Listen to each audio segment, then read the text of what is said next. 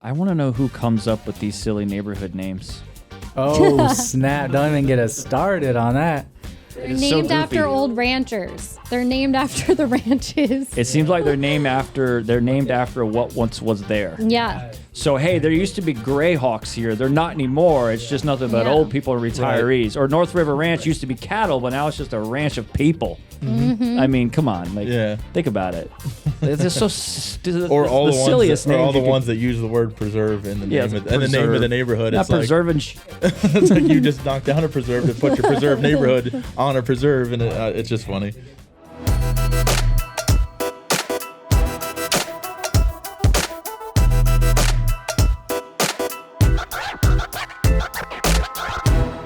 Thank you for tuning into the FloBro Show, presented by Florigins. Welcome to the FloBro Show. We got JD with Florigins, Aaron with Your Florida Guy, Blake with Natural Born Filmmaker, and we're in the studio with Mimi and Stacy with East Manatee Preservation. So why don't you guys tell us a little bit about this preservation nonprofit thing you guys got going on here to help save Manatee County? So we started East Manatee Preservation Association about 2 years ago.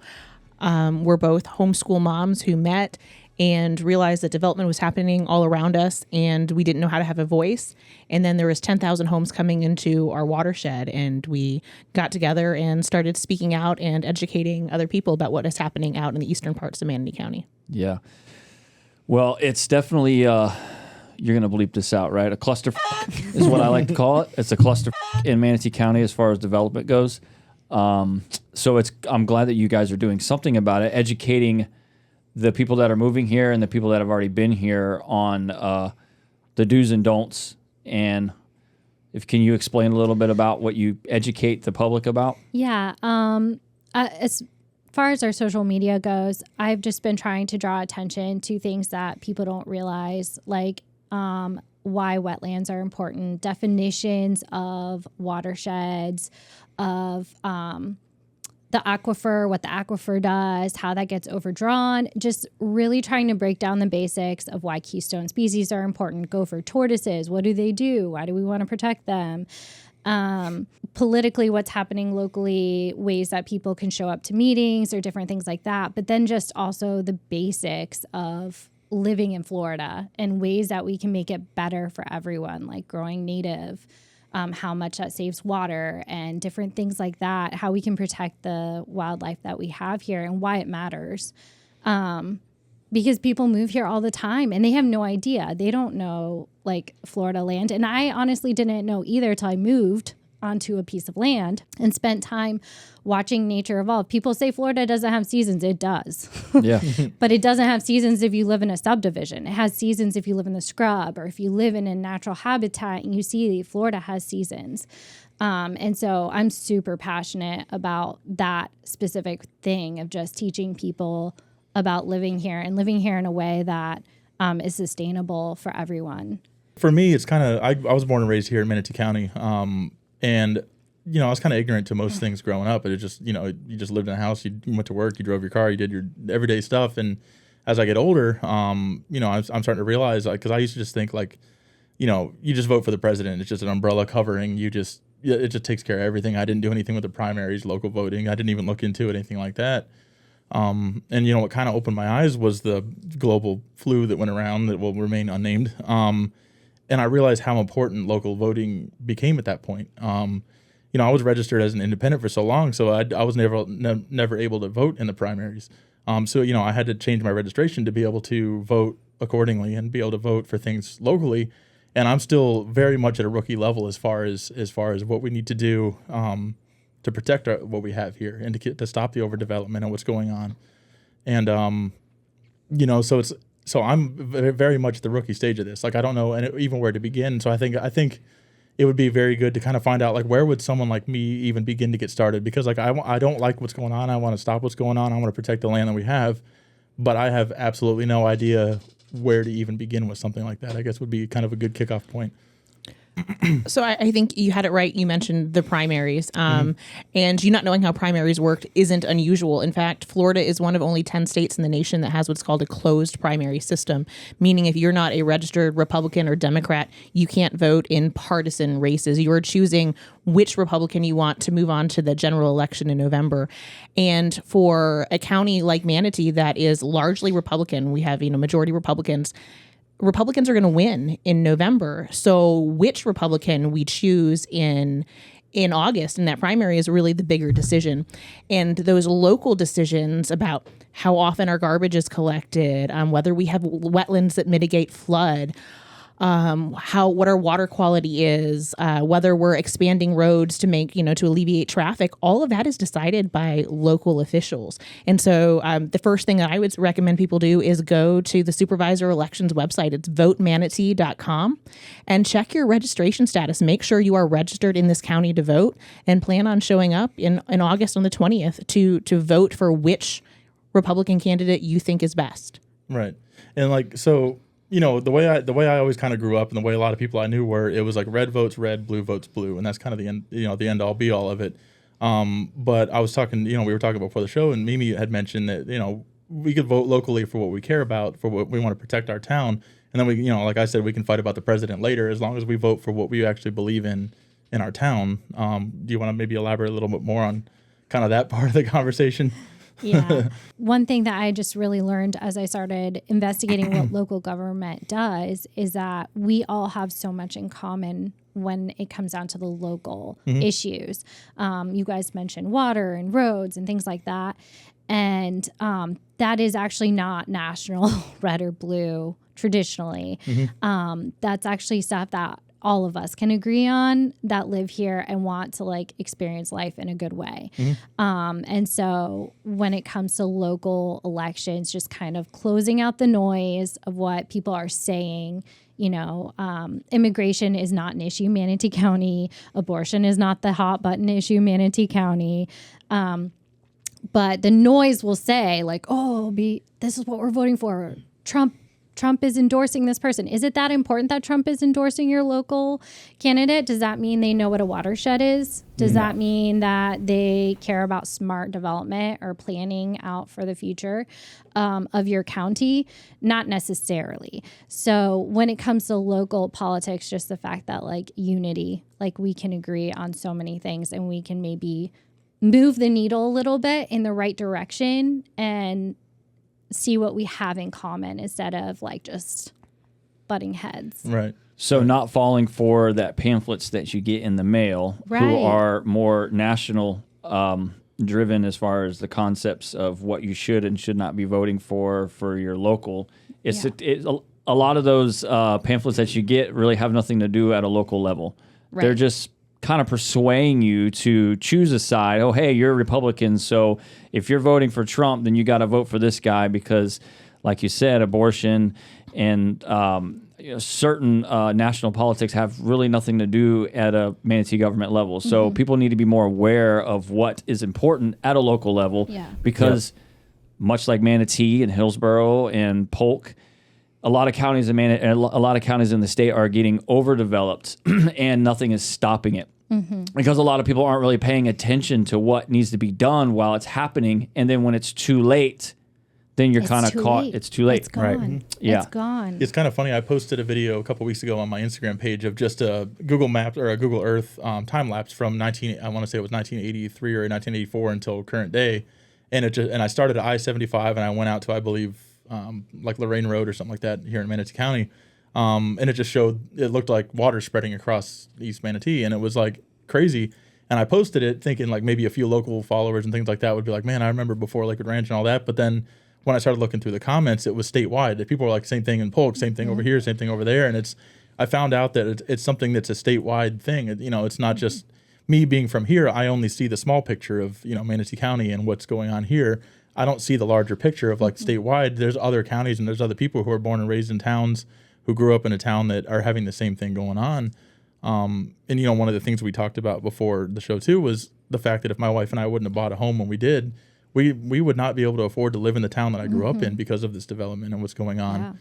And it's just crazy to think about. Like, you know, rent has tripled, more than tripled, if not quadrupled, since we got married. We were living in an apartment. And even the reason that we got a house in the first place is because they were raising our rent in the apartment for rentals. Because this was after the bubble burst and things were starting to kind of rebound. So rentals were really high, housing was low.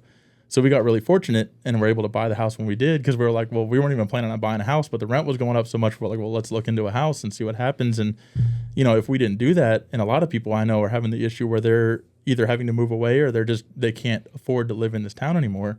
And it's just unbelievable, you know. So it's, and the hard part for me though, because I'm kind of new to this whole conservation thing, like how would someone like me know, not just in Manatee County, but I guess anywhere that you're voting locally, how do you get past, like if you Google somebody or you do social media, like that's like, I don't know where to begin getting truth about somebody, because if I want to learn about a candidate, I'll go onto Instagram or Facebook or Google somebody, and like, but then you're getting fed either what they want you to see or what the other person wants to either lie or expose about that person.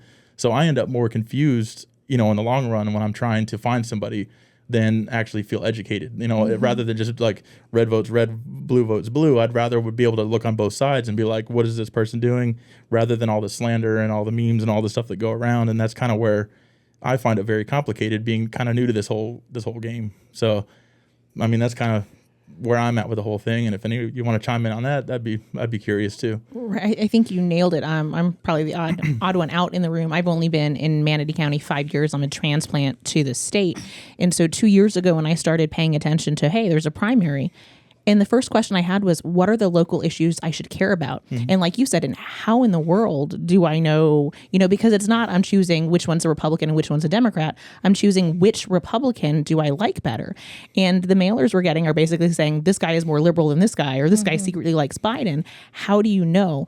And I think one of the best ways is if you can meet the candidates. The Parish Civic Association hosts forums. There is a great group called Tiger Bay that hosts forums. We've hosted different events that we've invited candidates to. This year, East Manatee Preservation put out a questionnaire, and it's about issues that we think are important from, you know, the comprehensive plan that says what land remains rural and agriculture, what do they think that should be? Talks about solar farms going in ag lands. And so those types of questions matter to us, and you can compare the candidates' answers then on our website or on our social media and see what they say. But really identifying those issues that matter first to you. If you care about the future of agriculture in our county, then that's the question that you should ask, or look on the candidates' websites and see if they have a platform that talks about that. And if they don't, then you can reach out to those campaigns. But I think really trying to hear it from the candidates themselves, the mailers that are going out, it's propaganda. It's meant to get an emotional response, and it's not really going to educate you. But, you know, if housing costs are what matters to you, then be looking for those things, or look for people who've asked the candidates that, and really kind of identify the issues that matter for you, and then reach out to those candidates locally. They're available. You can call. I think I found the cell phone numbers that candidates put on their websites. They want you to call and talk to them and take advantage of that locally and do it. Not all of them will answer though, or call you back, right? They'll say call or text us, but not all of them are. And that's also a good indicator, right? If people don't have an email address, a website, or a phone number, if they're not responsive to you when they're running, then I would anticipate they're not going to be responsive to you as your elected official either. Yep. Yeah. You know, another thing too is like, you know, when you start looking at the social media stuff, it's like naturally you kind of gravitate towards the people that have the most money that can put out the best content. But then it's like you'll see some guy that's got like $50 in his pocket that's running for something else, but you like a lot more of what he has to say. But, you know, from an outside perspective, I kind of feel like, well, I'm not sure if I even want to vote for that guy, because if this is what he's putting out to campaign, even though I believe in what he's saying, it kind of makes me feel, you know, like I question almost like what their credentials are as far as what they can do. But kind of what I've learned is a lot of times those are the ones that sort of know more about what's going on, and sometimes the big funded, you know, campaign fronts that are going on. And you know, and kind of where most of this got started for me was as far as the passion, as far as what's going on in our community and a lot of places around Florida, is I know local farmers and local people that have had, you know, cattle farms and different things like that have basically one way or another, whether it's taxes or something else, been forced off their land, and then they end up getting bought out by a developer and turned into a neighborhood with no desire of ever selling their land. It just gets to the point where they cannot continue to do what they're doing. And I grew up with some of these families, and I watched them generation after generation run these farms and run these things, and then watching them little by little fight their last fight and basically be like, you know what, I give up. I'll take the money. I'll go live with my money and do whatever I can with it. And it's just kind of sad to see. And I think that's where my passion has kind of been ignited. I'm 39 years old now, so like realistic stuff like this is starting to become more of a thing in front of me rather than just like I want to go to the beach and surf. It's like I got to protect where I live and things like that. So that's kind of an issue where I've had too. Is at my age, I don't know a lot about this, which makes me. I mean, maybe I sound stupid or maybe I sound ignorant, but I'm just now at that age where I'm like, holy crap, this is some serious stuff that I should have learned about much younger. So I guess maybe kind of what kind of advice would you give on that topic, and like where would somebody that's maybe younger begin sooner than where I started trying to learn about this kind of stuff? That's a really good question. I mean, I don't know. I was older too. Like I grew up voting for presidential elections, but locally I just didn't really understand that it mattered either until maybe last year or 2 years ago when we got involved. And it's hard sometimes to get involved until it's in your backyard. Yeah. Like I didn't even know until it was in my backyard. What happened? Like what made you, start looking into this? Well, they were going to put a road through an elephant preserve on my road that I live on. I live in a rural area. And it was also going to cut through a farm. A local farm that I really love. And so you have two things right there that was going to like really impact two people's lives that had been in this county for a very long time. And so I just showed up to a land use meeting downtown, and I didn't know what to expect. I brought my kids. I prepared like a 3-minute speech. I contacted all my neighbors. We only had a week, honestly. We were notified we only had a week to gather everything to show up for this meeting before it got sent to state. And so I showed up and I didn't know what to expect. And then all of a sudden I just started hearing my neighbors speak. And I was so humbled by their intelligence, by the respect in which they were speaking to our local officials. People weren't being super heated. They were just sharing their concerns and their knowledge. We had retired engineers and retired cops and people who are legitimately intelligent speaking. And then I just looked at our local commissioners while people were speaking, and they were falling asleep. They were on their phones. They were laughing out loud at people speaking. They were sometimes like insulting them from the dais, like under their breath. And I don't know how any red-blooded person goes into a meeting expecting to be heard and respected by someone you elected and walks out unchanged by an experience like that. Like 6 hours waiting to speak your 3 minutes, and you're paying for these people's salaries, and they don't care, and they treat you like garbage. And I'm looking around at these rural neighbors who are being talked down to as if they were idiots because they have chosen to live in a rural area. Although they were living in that area before the elected officials were even in there. Right. And a lot of them or even lived in the county. Yeah. Exactly. And a lot of them had college degrees that are probably more than half of our elected officials. Yeah. Like, we're not talking about uneducated people. And so that just really lit a fire under me. Like I just started looking around like, oh my gosh, what can I do? Because I can't pretend I didn't see that. And I also really care about ag. I did not grow up in ag, but I'm super passionate about food and where my food comes from. And then some of the people who spoke were in ag because those are my neighbors. And I just was like, holy crap, like these people don't want to leave. These people don't want to lose their farms. And unless we really find a way to partner with farmers and ranchers, some of them are going to be forced out. How many of them are going to be forced out? And like, do we want to live with the consequences of forcing all of our local food out? Well, it seems like the farther east they go, the builders, the more the farmers are getting forced out. So what is the situation that the builder is putting onto the farmer to force them out? A lot of it's just economics. Some of it is generational. Like we're coming up to a time in history when I think it's like 60% of farmers are going to be at a retirement age and don't have a succession plan because there's kind of like a missing generation in ag.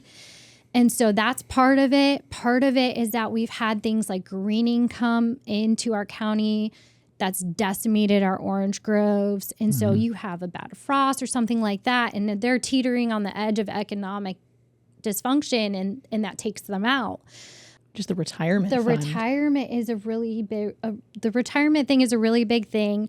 Getting into it, if you want to be a first generation farmer in ag, the cost of getting into it is huge. That there's like a barricade to entry when it comes to ag. And then also I think just with legislation, we have so many people making laws around agriculture that know nothing about agriculture. I think a really big problem that from what we've talked to is like the taxes and the different laws and regulations that go into the water regulations from Swift Mud are really intense for agriculture.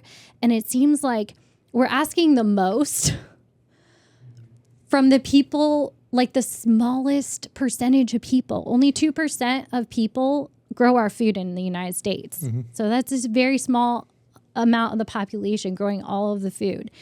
And but we expect them to conserve, and we expect them, to like not have cows that burp. We keep asking of them more and more and more. And it's like, do you think your food can grow from air? Like, what do you think? It needs water. It needs land. We need inputs to grow our food.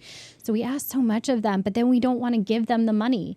People complain about how much they need to spend for grass-fed meat. And I'm like, right. And if the community is not, rising up and supporting you, then when you are offered hundreds of thousands of dollars for a couple acres of land, it's understandable, especially if your own children don't want to stay in farming, that you would sell. And so it's not that farmers necessarily are even being forced to sell. It's that we're not prioritizing agriculture so that people want to continue doing that and so that it's profitable. And we really have to kind of rise up as a community and support our agriculture industry. Yeah. Can we say that on a state level, the builders are somewhat preying upon the farmers who are in financial ruins to a degree, and either their kids are not want to be farmers, so they see a way out. They take the money and run with a sweet deal from a developer, and they just move up to Tennessee or Georgia or something and say, all right, we got to go because we're going to make more money from this deal than we are just keeping the land. Well, it's funny. I have an example. Somebody I know personally that owned a farm locally. His father ran the farm for a long time, and it was his grandfather's before him. His father passed away kind of somewhat unexpectedly. I mean, they sort of knew, but it happened somewhat quickly, and the son inherited the farm. But the inheritance tax was so incredible that he had to sell a significant portion of his land to a developer just to keep the remaining portion of the land that he has. So that's somebody I personally know, and I could have got some of the details a little wrong there, but that's generally what happened. Is a developer took a large portion of his land, and but he sold it to them just to be able to have the money to pay the inheritance tax on the land that he received from the inheritance, and that's what happened in one of the cases that I know. So that kind of goes into kind of what JD was saying about the money situation of the whole thing. I think there's a lot of people who would be interested in going into ag, but we need to start prioritizing it with our legislation and our support. Like we're willing to bail out cars or like entire industries, but like what about the farmers? What if they're impacted by a hurricane or a frost? Like there's really no backup for them. Dakin. Yeah, Dakin is a prime example of that from Ian last year. Yeah, like you, like a farmer, it's extra, but you would want to get insurance on your crop, but it's a gamble. Like farming's like a gamble. So every year it's a gamble. So if a hurricane comes, you didn't insure your crop, you lose. It's gone. Like you can make, you're negative then. And it'll take you several years to recover from that. And I think the Dakin situation was in in a way where they had to make a decision because I think they lost cattle and all kinds of I think it was structure like over and stuff. 200 cattle, I think is what I read online about that one. Yeah. One thing I noticed with, at least in our county, is with the development, it's increased the property value like crazy. So an acre went, I remember, I don't know, like 10 years ago, an acre was around 18, 19,000, roughly out east. And now it's over like 100,000 for an acre. It's ridiculous. And so one thing is nobody's buying that. And so if someone like a farmer wants to retire, it's like, and they want to sell their land, who's going to pay over 100,000 for property? A developer. No one else is. You're not going to have another farmer be like, oh, I'll buy your property. But that's crazy. That's a barrier to entry, though. It's like we've jacked up artificially the price of land per square foot to the point where like people who want to use it for growing your food cannot financially do that because cattle and food is not going to bring that kind of yield. You're not going to have that kind of money going into it. Right. Like no farmer wants to sell to a developer, but that's the person that's going to give the most money. And it's like, yeah. And that, again, is why it's those local and state issues where your vote can really matter. Right now, our county has what's called the Future Development Area Boundary, and we call it the FDAB for short. But it was this idea that we would separate the developed areas from the rural up until the year 2040. And that line served as the utility service boundary. So we planned out water, we planned out roads, we planned out electricity to this line, which was as far as we would expand. And by doing that, it also kept values of that land out east from going up, because if you can't develop it or do anything, there's no services out there prior to 2040, the land's not going to be as valuable. But we started to make exceptions for that a couple of years ago. The county did. They created amendments to this law that have allowed them to encroach and to go past now that future development boundary. And now the land is becoming so much more expensive because developers are trying to buy it up as much as possible to make another Lakewood Ranch, these multi-billion-dollar subdivisions. But by doing that before planning is in place for infrastructure, that new tax burden for new water filtration plants or for huge major highways, the burden falls upon the people that are already here. And so those are things that we have to learn about. I think in our 20s and 30s, we're starting careers, we're getting married, we're starting families. Nobody is thinking about, wonder what's going to happen to the agricultural land, at the other end of my county. And like Mimi said earlier, but suddenly something happens in your backyard or to a neighbor. And suddenly you're invested and you learn. And I think social media has really changed how that works. Podcasts have changed it. Mimi and I couldn't have had this conversation with you 2 years ago. But Mimi, especially, you follow some incredible women on Instagram and some great podcasts. And so much of what we have learned has come through other people who are sharing similar journeys with us and with their audiences online. And that's kind of where I'm excited about this too, because I'm literally one of these people that wants to know more about this. And here we are with the podcast, kind of trying to spread the same message, because I've kind of been blind to it, and I was in the same boat. I got married, had kids, did all that kind of stuff, and now that I have all like the stuff you want when you're younger established, I'm starting to look more at the bigger picture. Like, what are my children going to grow up in? What future do they have here? Are they going to be able to live in the same town they grew up in, or are they going to be forced to leave? And that's kind of where it's sort of ignited this in me, and that's where I began trying to learn more about kind of the stuff that's going on. And it was cool, like you're mentioning that development thing. It was a Burnside Road. I think there was a visual on the East Manatee Preservation Instagram page. It is literally a visual representation of that act, that what you're talking about. And it was really weird. It's crazy to see it because you see it completely developed up to this road, and then it's just rural east of that. And it was a very visual representation of exactly what you were just talking about. Well, I know Garrett out at the racetrack was trying to do what he can to keep him from going around the Freedom Factory. Right. But they're going right around it. Oh, yeah. Creeping up on the backside of more commonly known as Cletus McFarland for the social media people out there. Yeah, we got a video up on there. Oh, yeah. Right there.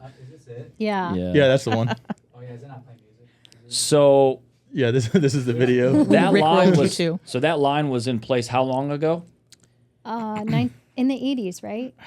So in the 80s, they didn't at least think... the 90s. I'm trying to remember. I think 1998 was the last change to the comprehensive plan, so at least 1998. So it's been like 25 some years. So they didn't think 25 years ago that, we're not going to make it out that far. Let's set it out there that far to where it's like, we're never going to reach it out there. But now we've reached out there.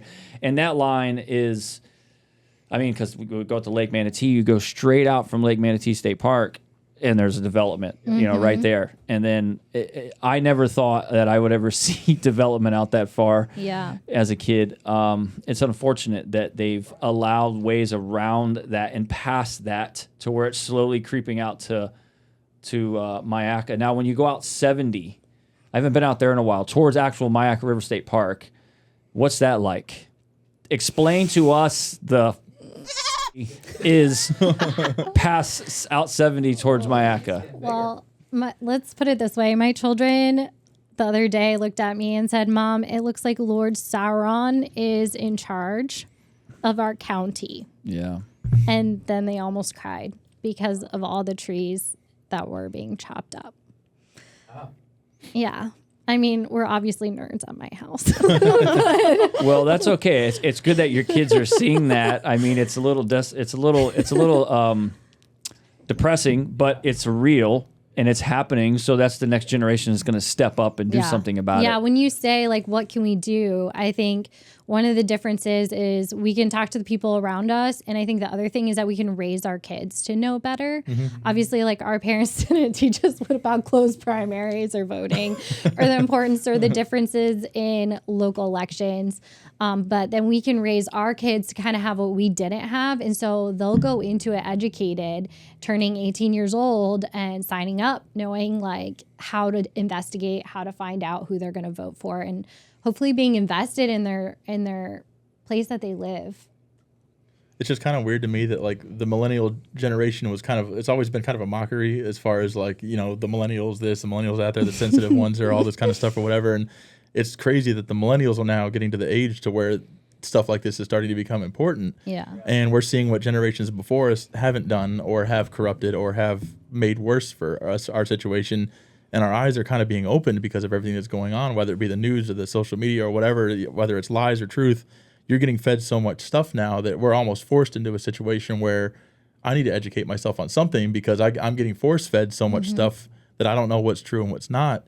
So I'm kind of in a situation where I'm I just need to know the truth, and I'm not going to get the truth on Google or Bing or on search engines. So that's kind of where I'm beginning this process of trying to learn where the truth is, and not just with local stuff, but just in general with elections and voting and things like that. And so it's kind of that's where the tricky thing is for a lot of people. So I want to be able to get to the point where I can raise my kids to know this is what this law means, this is what that means, this is what happens if we do this and vote that and whatever. And that's kind of a really good point that you're making there, is we can raise that next generation and do what generations before us didn't help us do.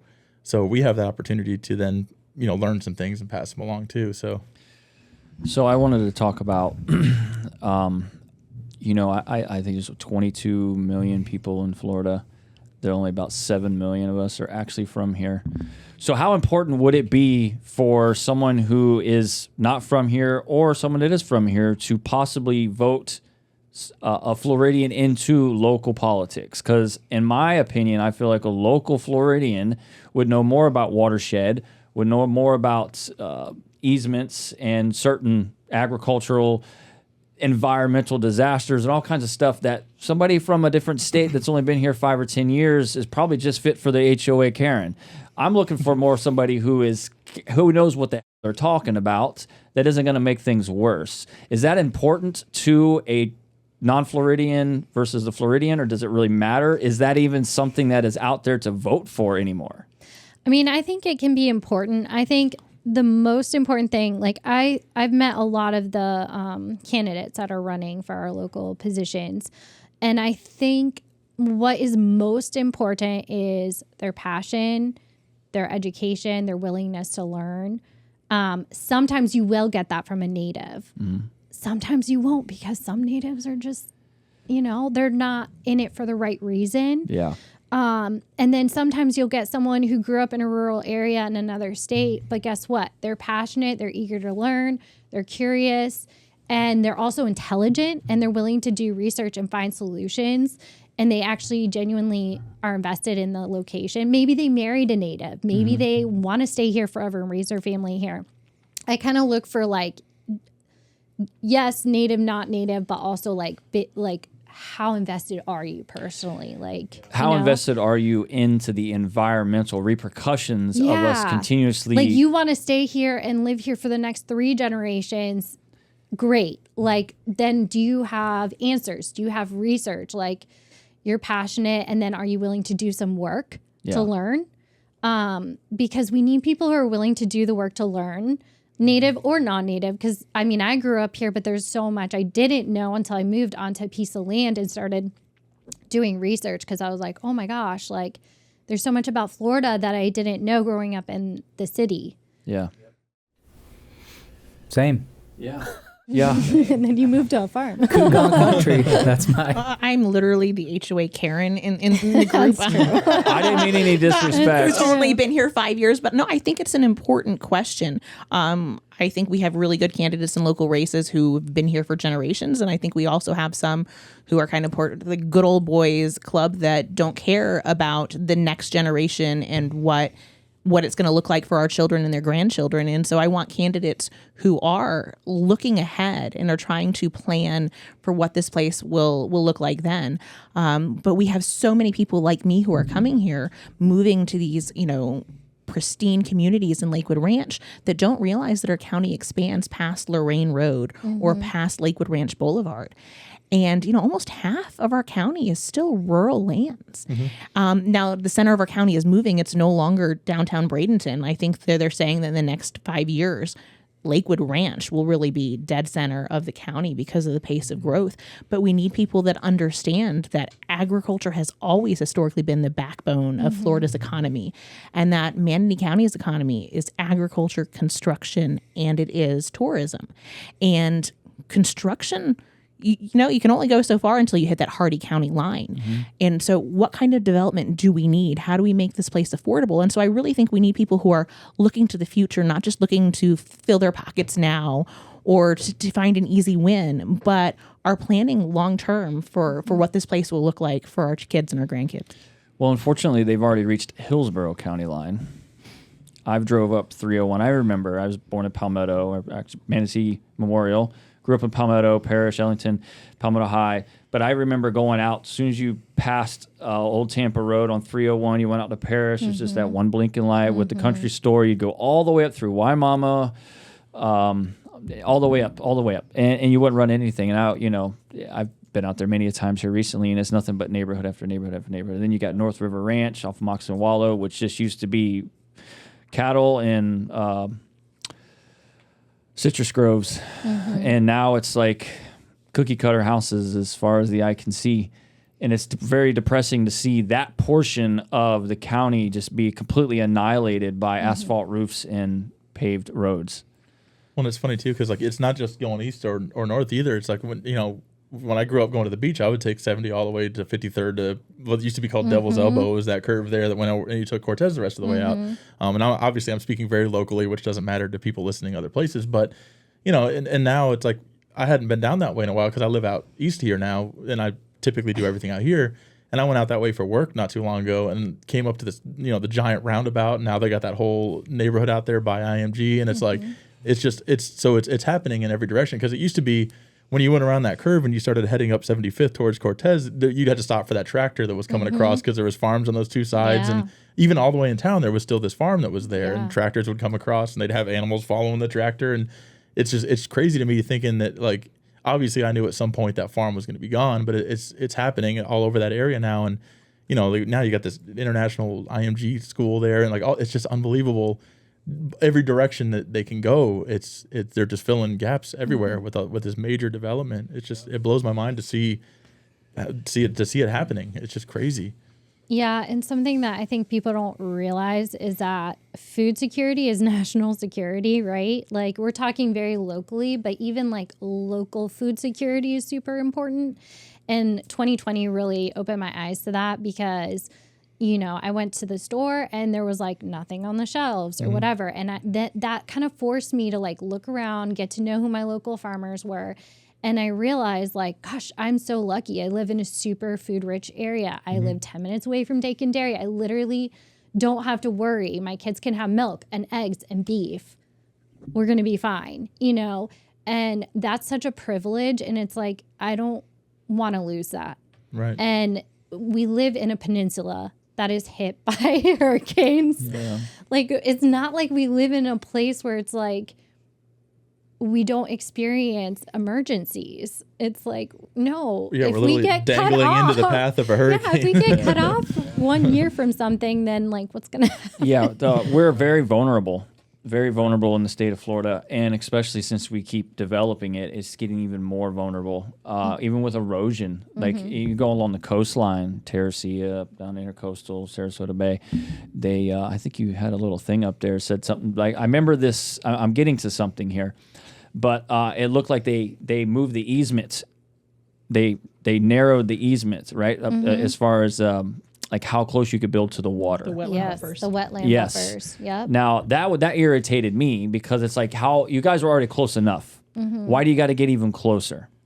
Because now you're putting buildings on closer to the water. You're chopping the mangroves down, which helps with storm erosion. Yeah. So I thought that was a buffoonery part, but obviously that had something to do with Yeah, and actually development. Manatee County used to have some of the best statewide buffers, wetland buffers. Like we were kind of like a model county as far as we had like 100-foot wetland buffers. And basically what happened is they removed our local minimums. So now it's back down to the state. So the state minimum wetland buffers is like 25 feet. And so we just dropped from 100 feet to 25 feet. And I have a statistic here. I think it's like 63% of the 35 coastal counties have at least a 50-foot wetland buffer because science. Right, and a Like- state standard doesn't take into account coastal communities versus inland No. communities. So being able to create local policies that protect, for people who are Our local, unique right? place. Like our county is unique. especially with the river. As we have multiple rivers. When Ian came, there was like significant flooding in the rural areas, and those people were literally up a creek without a paddle. Like Literally. nobody could come save us. Like people were literally saving each other off of the roofs. And like thankfully my property didn't experience that flooding, but like that was 24 hours after Ian already came through.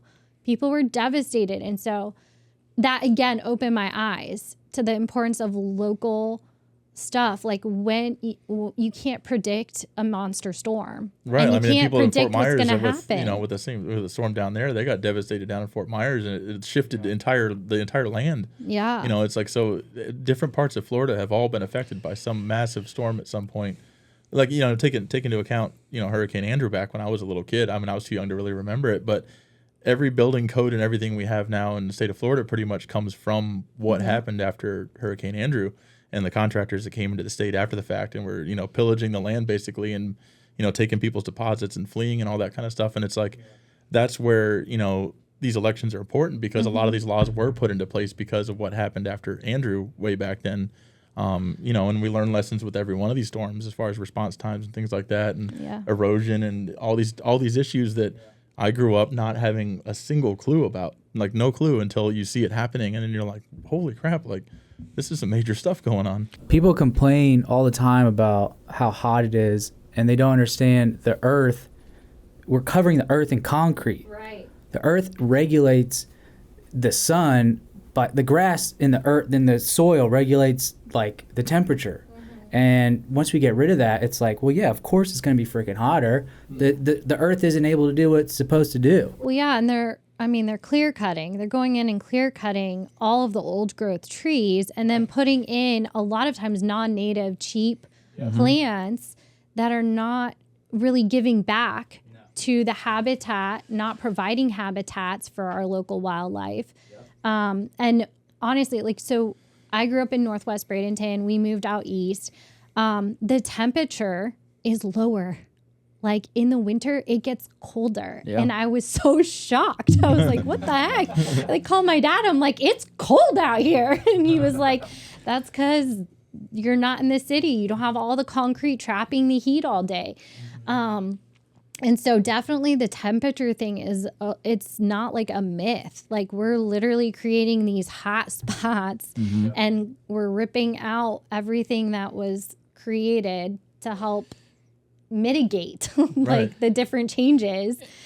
And that's kind of something I grew up very much like the, horsepower over voltage, like burn diesel left a Prius kind of. I was always one of those kind of guys. Yeah. And I never cared that much about all this environmental stuff when I was younger, just because I don't know if it's the redneck crowd or like the group of people Yeah. I was in. It was all just tear it up, get muddy, all that kind of stuff. And it's like it was fun, but like as you get older, you kind of, I don't know if you become more boring or educated, whatever you want to put it, but it's like stuff that I'm like, man, all this stuff that I used to think. And I mean, electric versus diesel is an argument all in itself that I'm not even going to bring into a podcast because that battle's going on in itself. But what I realize is it's like everybody's in their boat because they believe in something, and people are trying to protect things. And like, I guess the point I'm trying to make is that kind of the crowd that I grew up in was like tree huggers, like friggin' screw it, whatever, and all that kind of stuff like that. And it's not so much that it's like I don't view that people like that as tree huggers anymore. It's like Right. these people that I used to kind of make fun of when I was younger.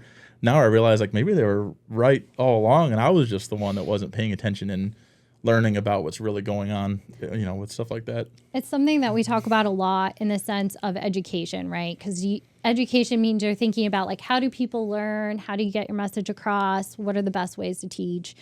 And one of the things is that like, why conservatives literally have conservation in their name, and somehow conservation is a dirty word if you're a conservative. Yeah. Why? And I'm sitting here and I'm like, it shouldn't be a dirty word. Like, we've completely capitulated and let one political side of thought run away with conservation, when again, it's something we all should care about, and we all can care about, and we could all be figuring out better ways to come up with solutions. And not every political thing has to divide us. And if we could find things that don't divide us, maybe we'd get something done. Like, Right. Yeah. Maybe important things would get done locally if we could come together on these things that are so important to all of us, instead of having politicians waste our money, closing abortion clinics that have never had an abortion, taking books out of the library. I mean, I'm just naming things they did, arming local county officials, random county of officials with guns. Like, maybe we could actually do important things, not just stuff that like makes a certain party feel good about themselves. Well, I think conservation should be the biggest on any local government's list in the state of Florida, regardless of what party you affiliate with, because we are losing it at a devastating rate. And when it goes back to clear cutting, about putting non-native plants in the front yard, and those plants usually take 20 years to mature, and there's either like a magnolia or some kind of random fern or something, a palm tree, something that looks pretty. But it is devastating when you go out 70 and they see you clear cutting all those old nice live oaks, when those would be really nice around somebody's house or in between the house. I know you can't put it too close because it'll buckle the concrete over the time with the tree roots, but if they could just somewhat preserve some of the land that's still left, instead of wiping the slate clean and thinking that they can just redo the entire thing. When it took hundreds of years Yeah. to exist, Yeah. like the saw palmettos out here and the different things, like they've been here for hundreds of years, and you're going to rip it all out and think that if you put some new plants in, it's going to suddenly be the same in 25 years. It's not.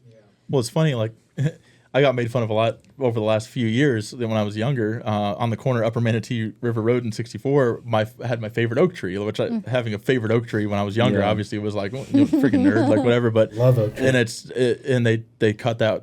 It had to have been a couple hundred-year-old. It's right out plus from oak Greenfield tree. Plantation. There's Yeah. apartments there now. Yeah, it I used to know be that field, and it was that used to be big some oak cows tree. there. Where And the Wawa's now at. it's a Wawa, an apartment Yeah. complex, and it's like it's been there for obviously at least a couple hundred Yeah, years, it's and now beautiful live it's a oak. gas station and a plywood apartment building and all that kind of stuff, and it's just like that's kind of the first time I felt like, man, that cut down my favorite tree, and it's like it sounds like such a nerdy thing to do, but it was like I used to love driving by that tree and just looking at it because it was untrimmed. The branches came down into the ground, they came back up out of the ground, and it kind of reminded me of like a smaller version of that one up in South Carolina.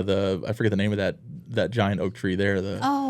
I know what you're talking the about. angel oak. Yeah, it kind of reminded me of like a smaller version of that, and it was pretty cool to see it. And it's like when you start seeing some of like your little local things that you take for granted, because I drove past that tree every day. I'm like, that's a cool tree, and then you start seeing the gone. tape around the trees on the property, and you're like, oh no, there it goes. And Yeah. you know, it's funny because like when we created the Instagram page for the podcast, we had originally on the description it said something along the lines of like discussing Florida's rich heritage and from a conservative perspective or something along those lines. And I had a couple people messaging me on my Your Florida Guy page, like my one, like, you know, man, I went over and I followed your podcast page, but I didn't realize you were conservative, so I unfollowed you. And I'm like, no, that's not what the word meant on the podcast. But Right. people just saw the word conservative, and we meant from a conservation like kind of perspective. But Yeah. people just see that word conservative automatically. They're like, oh, well, I'm not a conservative. I'm out of here kind of thing. Yeah. And those are the ignorant ones that have fell for the line drawn in the sand, Right. because they can't see from both sides.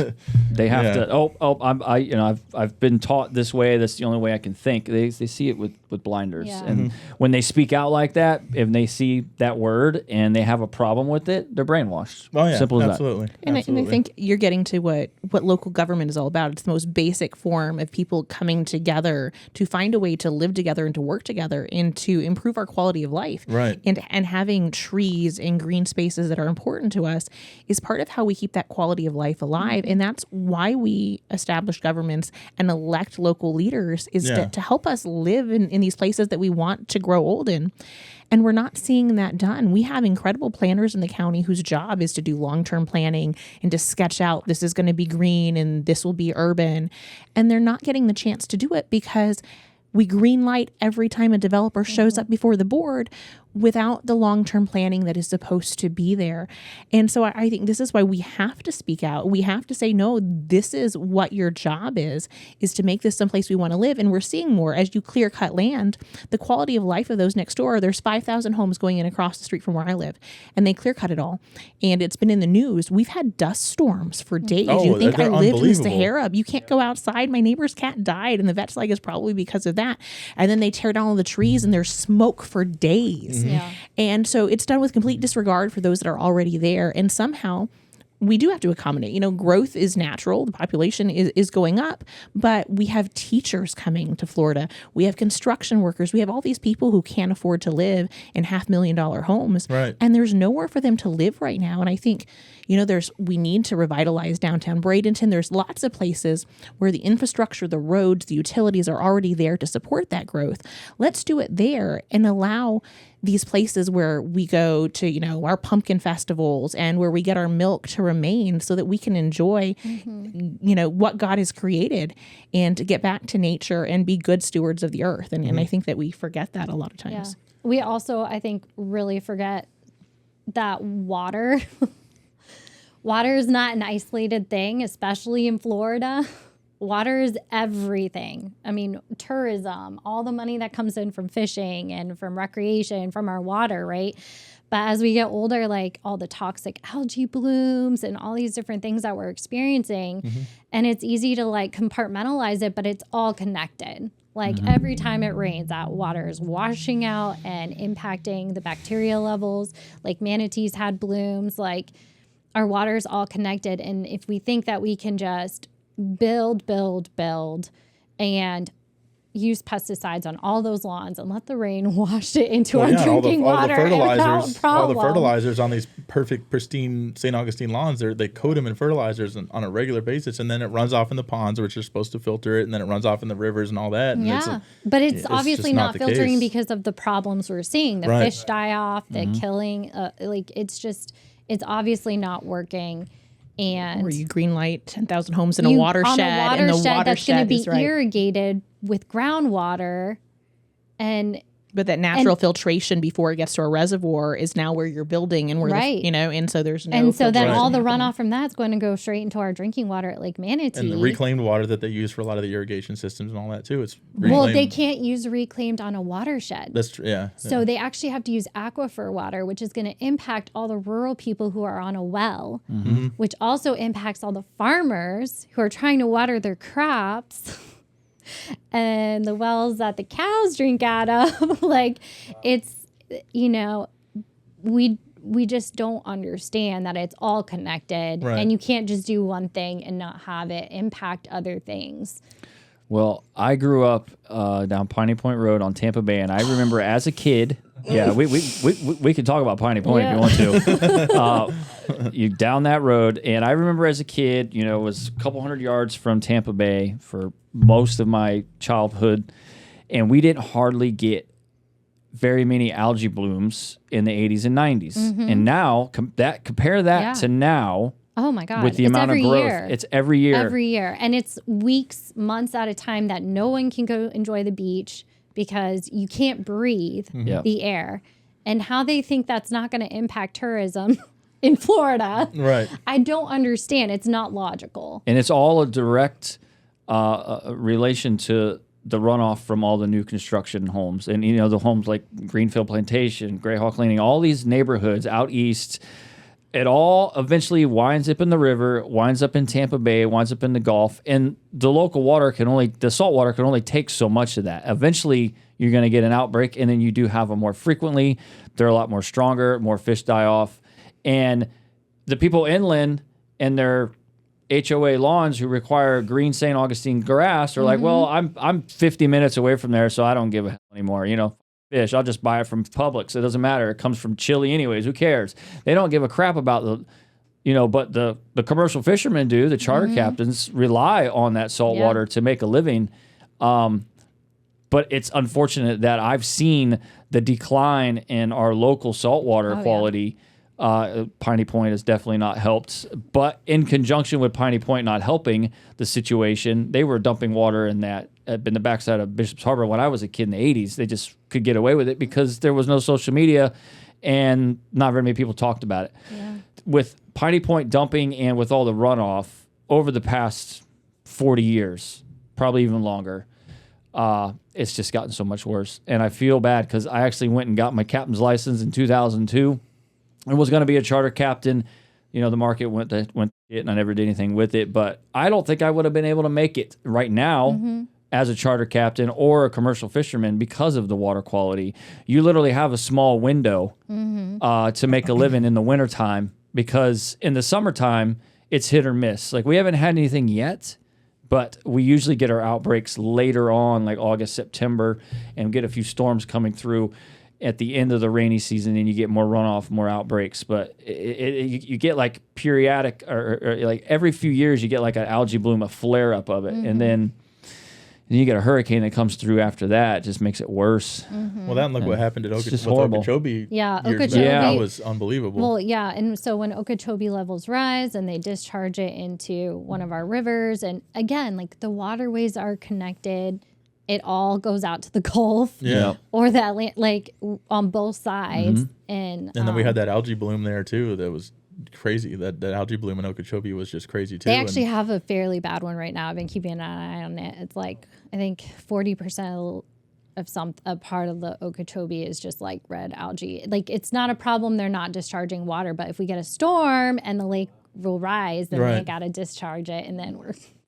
Yeah, because even though that's coming out down there at the Caloosahatchee and Charlotte Harbor, it still it still goes down like around Tampa Bay, as far as I understand, and so it goes down. It impacts us as well. If it comes out towards Boca Grande and it gets in the Gulf, and if we get a storm that blows it up this way, and it combines with our runoff, it's just gonna make it worse. Yeah. And I remember when they did the Piney Point, the accidental dumping, that stuff made it all the way up to Crystal River. Oh my God. They found traces of it all the way up to Crystal River, out Tampa Bay, and it went all the way up to Crystal River and even up to the Big Bend area. They found traces of that bacteria type phosphate gypsum discharge in the water all the way up that far. So it's just a matter of time so that water reaches places where it's already over-contaminated and you get a major outbreak. Right. Yeah, what we do matters. Things are connected.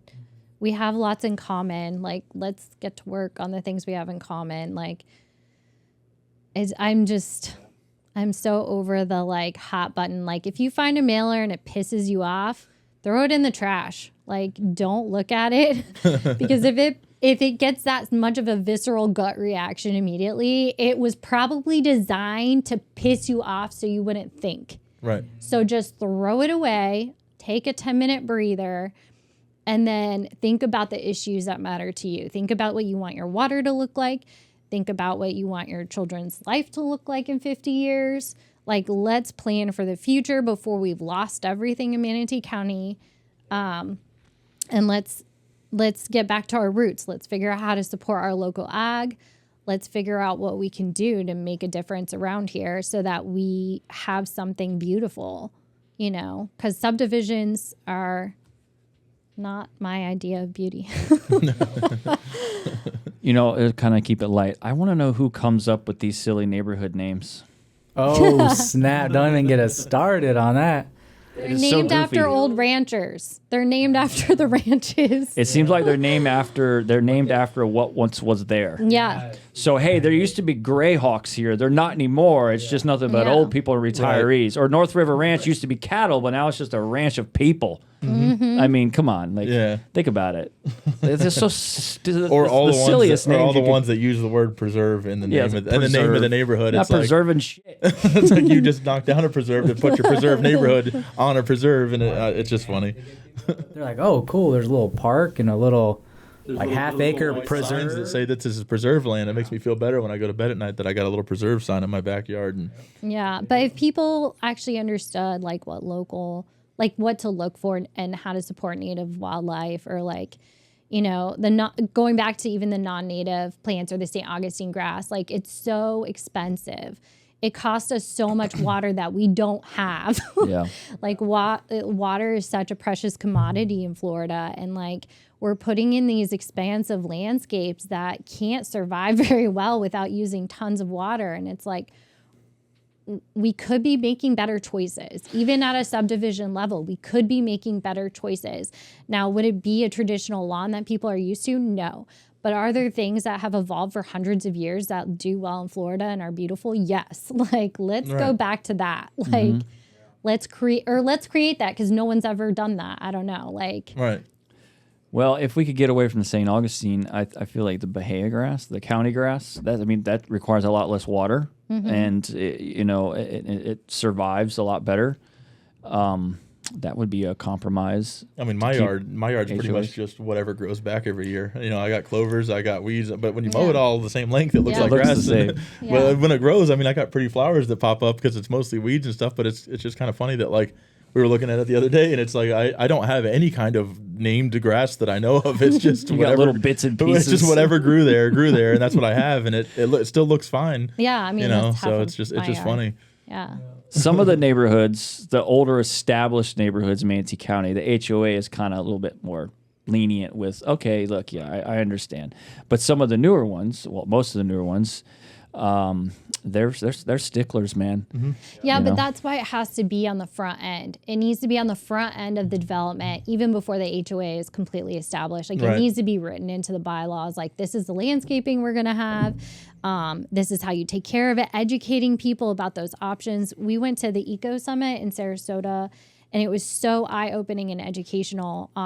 They had a author from University of Florida, and he actually wrote a book on green development. Like, this is his passion. He's done a ton of research. But what he said was, even when you have a green development, if you have people who move into the green development who haven't been educated about it, they don't know how to keep it going. They mess it up. Right. And so it's like that was like, oh, for me, because it's like, okay, yes, we want more sustainable options, but also we have to teach people why it's important, why they want it, and how to keep it, like how to take care of it. Right. Well, I've noticed, I did home repairs in Manatee County, Lakewood Ranch for 25 years.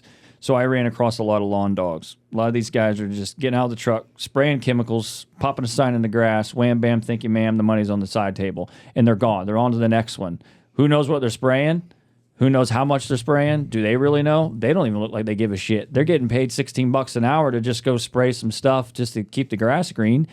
But eventually that's just going to end up in the river. So I am noticing a lot of your neighborhoods are just subbing out that work to keep their grass green, to keep the HOA off their back, to companies who aren't really... they're regulated on when they can apply fertilizer, but when they can apply for fertilizer, obviously they're using it sparingly because it's costly. But when you have so many houses side by side that are doing the same thing down the same road all over the county, it's just it's showing up in our water, and that's what concerns me the most. Growing up on the water is I could see the direct where this is coming from is the grass and the runoff. You know, if we didn't have that problem when we did have, say, Manatee River swell up or Lake Manatee or whatever, you had these certain problems, or even like Okeechobee, you wouldn't have such a bloom in the water table if we didn't have so much neighborhoods. It's unfortunate. Do you have anything to say, HOA president? Master planned communities are really, really popular in Southwest Florida. You've got North River Ranch, you've got, the Lakewood Ranch development, and the people buying into that, they want those pristine yards. They want that standard. And I think that is really hard to counter. And, it's really easy to be like, oh, developers are bad. But I think that some of that starts with there's the garden club in Lakewood Ranch that's brought in some native species experts and stuff, and getting some of those developers invested in, hey, like, how do we work with the community? Because there are some big landowners here that care about their legacy, that want to give back to the community in ways that make us better. And so I think a lot of it has to be, we have to come together as a community, and we don't just need to have giant water parks in these giant HOAs that are coming up, but there's no reason that some of these master plan communities can't embrace, native Florida and what that has to offer. And I think that's really a challenge because, again, all these new people coming in don't know what it is that made Florida so unique and so great.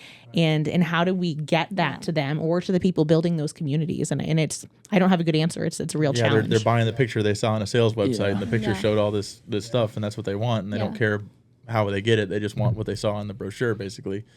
Well, and for developers, just educating that their bottom line is actually going to be better if they turn to natives. That's what we learned at Eco Summit, right? Like, there are a few developments in Florida that are like groundbreaking. I have the names, I think, on one of the slides, but I think there's like 4 different developments throughout the state of Florida where they are using mostly natives and they are not doing traditional lawns. And the reason why they're experimenting with that is because it saves so much money. It saves so much money on fertilizer, it saves so much money on water, and it will look good all year long pretty much. Right. And so if we could get more people realizing their bottom line is better off with going native, and like the benefit to the water, the benefit to their wallet, then, I mean, that would definitely help. But then also for people to realize that Florida is, like,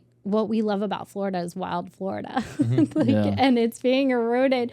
But, like, I'll post stuff about, like, where I live and, like, my home. Like, that is my backyard, guys. Like, that is Florida.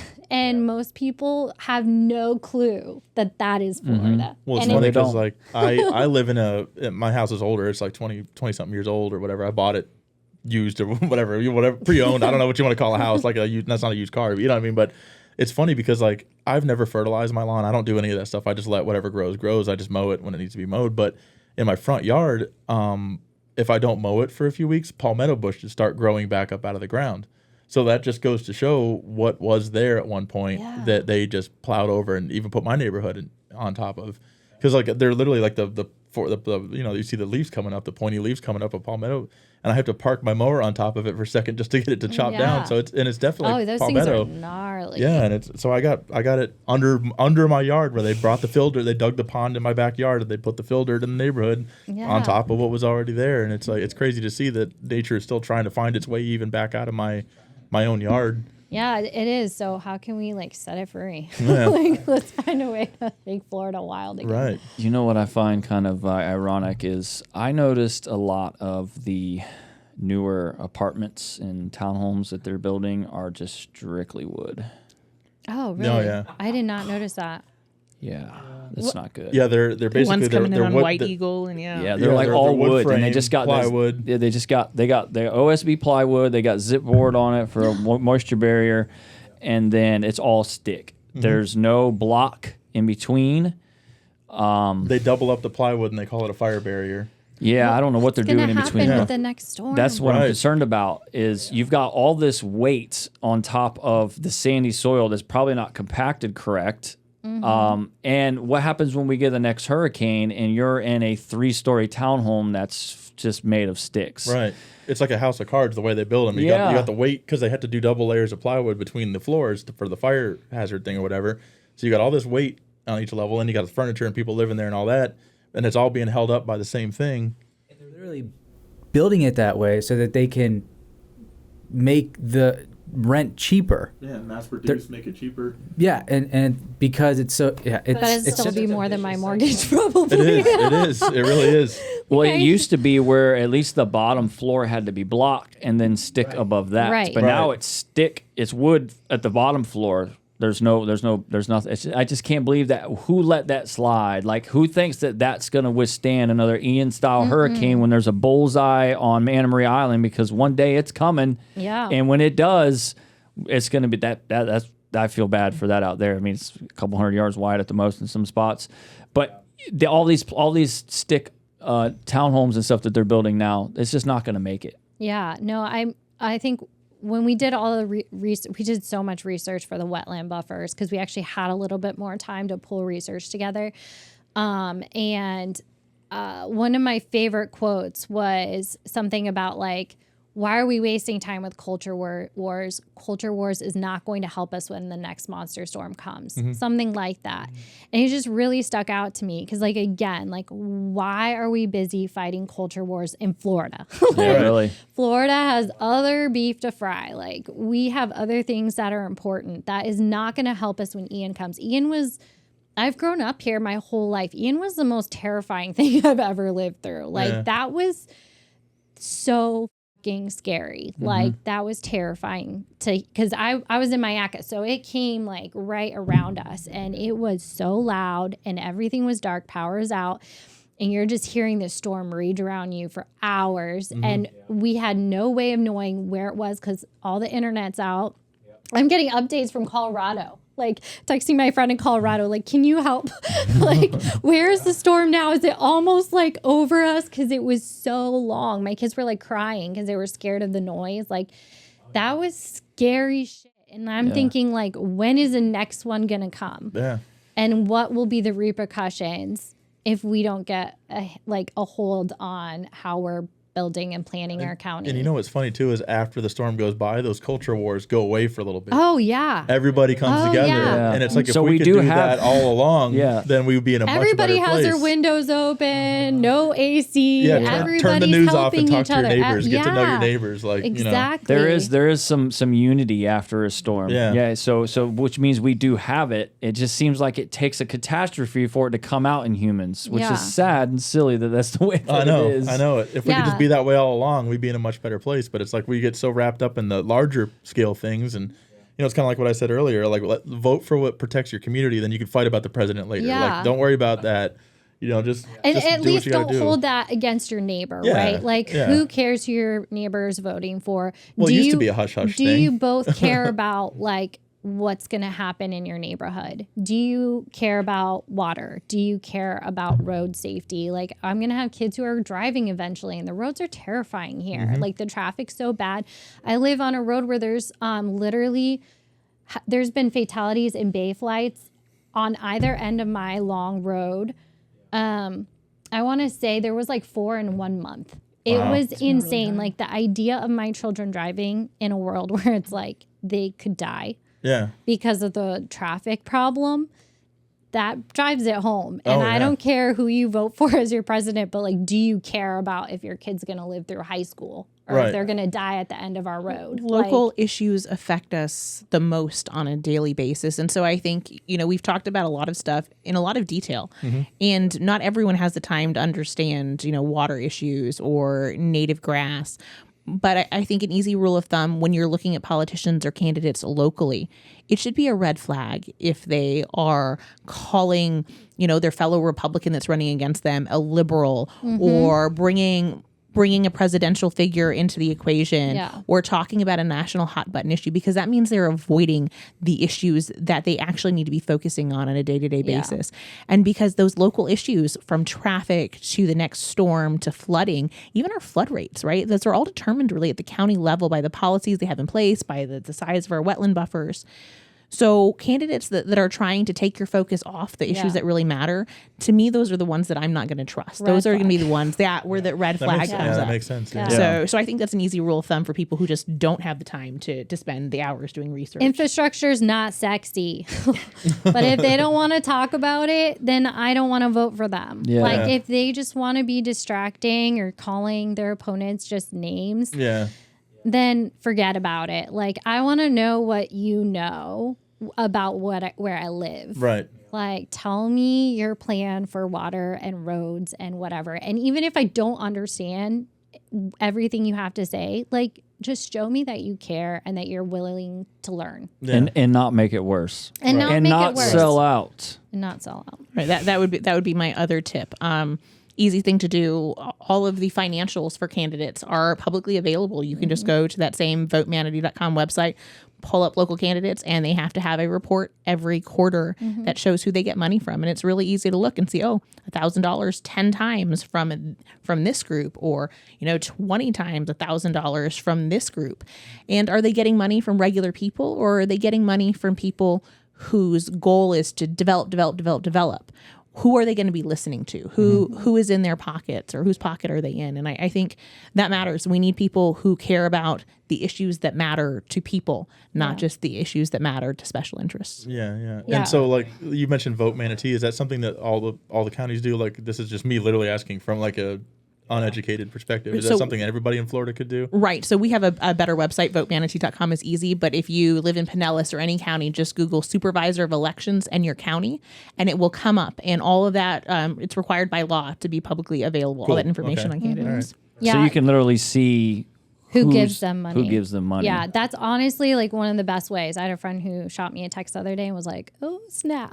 I just went and checked the financials, because she was asking me questions, and I was like, see who's funding them. That could be a major game changer. Yeah, it can make it a lot more clear. But again, like if they're just trying to muddy the water, or, say they're endorsed by a president, like I just, on a local level, I don't care. I don't care. Yeah, because it really doesn't matter. The president doesn't know about my little town. The president doesn't know about my water issues or my roads, and he's not coming to save me. So Well, like I mentioned earlier, like my eyes were really open during the global flu thing we had go on, and it came even down to the state was doing certain guidelines, and then the county itself that we live in, Manatee County, had its own rules, and then Sarasota had their own, and it was like Manatee County had more things open than even Sarasota. On the flip side, obviously Sarasota thought they were more protected than us, and so it depends. It doesn't matter which side you're on. Yeah. The county by county levels, they were able to have their own incredibly local, like county level, government in place that gave them their freedoms or protection, however you want to look at it. That's what really got my attention, because there was stuff that was even come down at a state level that our county was like, we're not going to do that, or whatever. And it was like, so that was kind of like, wow, okay, like that's when I really realized like man, I've been voting wrong my entire voting life. Like I've just been throw it out there, big picture, president will take care of everything. And then that was what was really eye opening for me, and it's obviously a very controversial topic to talk about that global thing. But I mean, that's how I felt at the first meeting. That's what really opened my eyes to everything locally, was like, wow, like that was so real. So, Blake, I wanted to keep that up there. Can we just have a quick rundown so when people go on your site and take a look at it? I see you have development projects, and you have articles of interest. Just news articles there, yeah. So let's just do a quick rundown. Let's kind of explain what you have going on here on your website, so when people visit it, they can be informative in Manatee County on what's going on here. You got some good articles here. Right. So again, if you're looking for information to learn more, these are some that have what we think is good information about what's happening locally in Manatee County, from development to water. to natural resource protection, things like that. This is also where August 1st is when all of our candidates will have submitted their questions and answers. So if for candidates in our county or for our state district, if you want to know where they stand on agriculture and rural issues, you'll be able to go to our website to see videos with them, but also their written answers. Our nonprofit is a little bit complicated. We have two. We are actually East Manatee Preservation Association, which is a 501c4. What that means is we can be politically active as a C4, but we're not tax deductible. But we also have a 501c3, which is it's over there, that power one. We absorbed a previous nonprofit. And so that one is where all of our education is really focused on. We don't get political at all. We hosted through the 501c3 a agricultural panel back in February, and it was huge. We didn't know what to expect, but we got leaders from ranchers to farmers in the area, some big names to come in. We had our state representative that was there, a couple of local officials, and we ended up having to move the event outdoors because over 100 people showed up. It was televised locally by Manatee Educational TV, and it was all about the future of agriculture in Manatee County. And I think the response we got, it grew our mailing list into the hundreds, which for us, we're a little operation that was huge. But so many people want to come together as a community to keep agriculture going in this area. We have the second most agricultural land in the state. We've got tomatoes, cucumbers, citrus, dairy, beef. There's so much. And so if you want to learn more about that, I'm biased, but I think we're a great source. Mimi runs our Instagram, and she does a phenomenal job curating content if you want to learn more about agriculture statewide or nationwide, and as well as rural lands, native plants, things like that. That's amazing. Cool. Yeah, it's very, very informative. I like that. I like that you guys are doing this. Are there other nonprofits like you guys throughout the state and other counties that you can make the viewers aware of? Statewide, 1,000 Friends of Florida. I've spoken to some of their staff, and they actually came to our wetland buffer meeting and spoke up on behalf for us. They're a nonprofit, and they are very much trying to get in on the legislative side and the planning side for planning smart in Florida throughout the whole state. And if you're in a different county, but like you're coming up with issues, like they will sometimes come and speak up on your behalf. They will help you plan, try to help you like sort things out. They really want to help Florida plan better. And they actually did a study, and it's called the 2070 plan, I think. Have you seen that?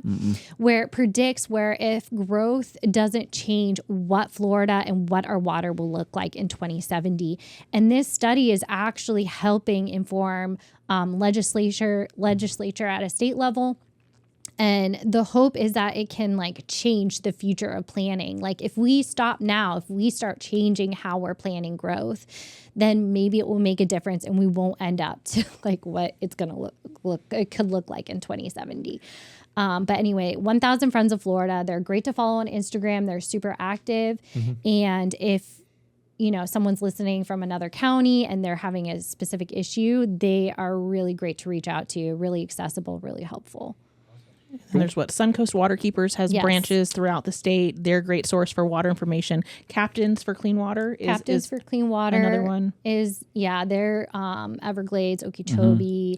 And then Suncoast Waterkeepers is great because they post they actually test water. So if you're following your local Suncoast or your local waterkeepers, they post bacteria levels, things maybe the government isn't doing as frequently. I'll check before I go to the beach and make sure it's clean. They're really, really awesome as well. And they have such great they have right up there. Our levels have been pretty gross. Yeah, that's definitely a good one to follow there. It really gives you... It's disgusting a lot of times. So I always check before I head anywhere near the water. So if you see there, a prime example, you see where all the red's at. That's on the mainland. Yeah. Okay, so that's probably all the runoff that's coming from the homes. Yep. And then you have Emerson Point and Bridge Street and other stuff in the intercoastal. It's out closer towards the islands, yeah.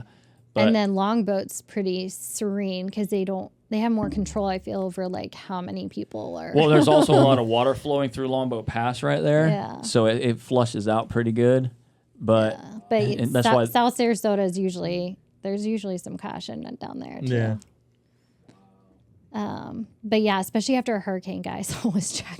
Yeah. The bacteria levels Yeah, are like off absolutely. the chain. Absolutely. But yeah, they're just really amazing local organization. Piney Point update. Let's see what the Piney Point update says. When was this? That looks like a week A ago. week ago. Yeah. So it says the Florida Department of Environmental Protection has agreed to draft a Clean Water Act permit that will require more robust oversight of pollution from the Piney Point phosphate facility. They should have done that 40 years ago. Today's agreement, which was spurred by a lawsuit from conservation groups. Okay. Yeah. Well, this should just say they're actually doing something. Did anybody get held accountable for that?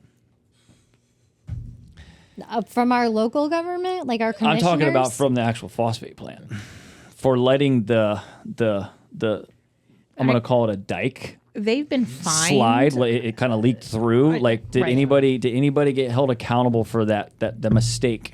I think they've been fined multiple was it. times. They've had to pay part of the cleanup fee. But I mean, unfortunately, we're kind of in uncharted territory. We have all this byproduct, Yeah. this maybe radioactive byproduct that we don't know what to do with. We don't know how it's going to leach or how we're going to store it long term. I mean, sitting at the meetings when they're talking about, well, we think we can do this, it doesn't give me a lot of hope. peace of mind Didn't that somebody we know what's going to happen with this long term. I heard somebody say they were going to try to pump it into the ground.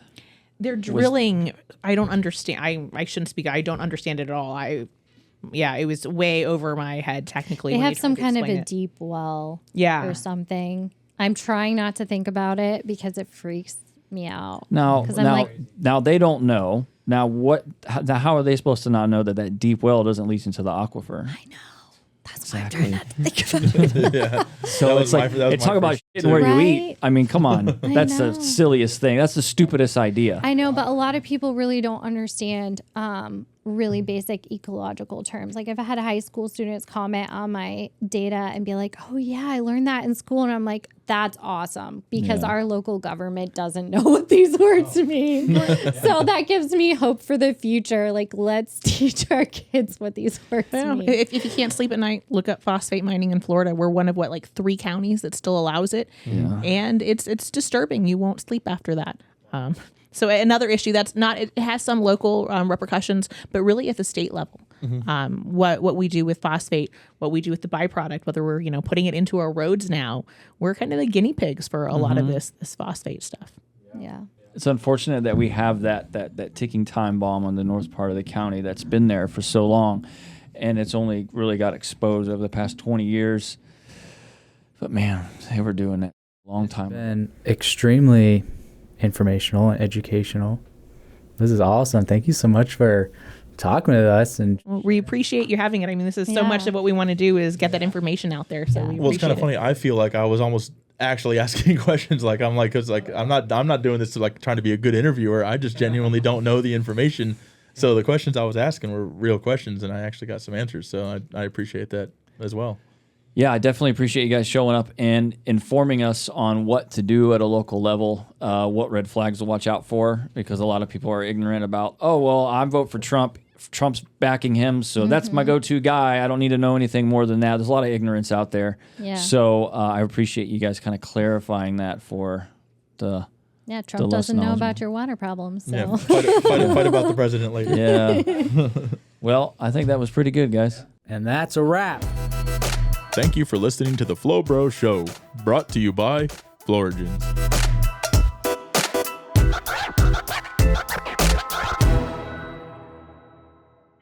This episode of the FloBro Show is brought to you by Florigins, Florida's most authentic lifestyle brand. Celebrate the rich culture and vibrant spirit of Florida with Florigins' high-quality apparel, handcrafted art, and unique accessories. Visit florigins.com and use code FLOBRO, FLOBRO, for an exclusive discount. You can find the links to the Florigins gear we are wearing and the art on the studio wall in the description box below.